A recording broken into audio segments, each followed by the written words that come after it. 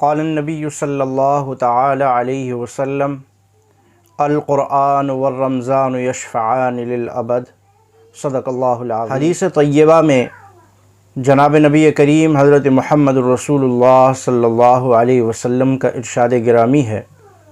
آپ صلی اللہ علیہ وسلم فرماتے ہیں، قرآن اور رمضان یہ بندے کے لیے شفاعت کا ذریعہ ہیں، اور یہ اس کی کل قیامت کے دن شفاعت اور سفارش کریں گے۔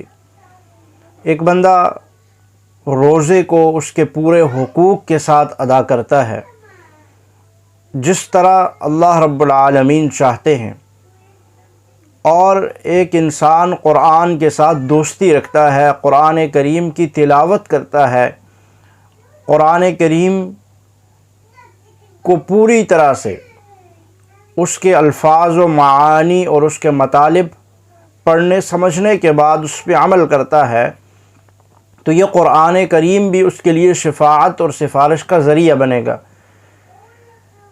اور یہ دونوں کل قیامت کے دن اللہ رب العالمین کے سامنے بندے کی سفارش کریں گے کہ رب العالمین اس کی شفاعت کر دیجئے اور ہماری سفارش اس کے حق میں قبول کر دیجئے۔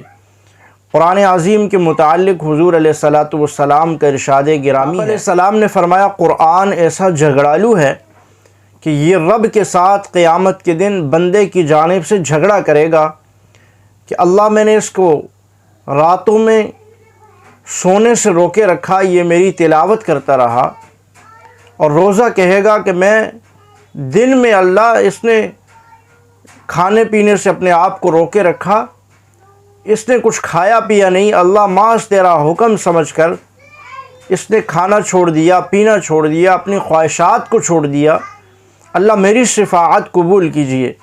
اور قرآن کہے گا، اللہ اس نے راتوں میں کھڑے ہو کر تراویح میں مجھے پڑھا ہے، میری شفاعت قبول کیجئے۔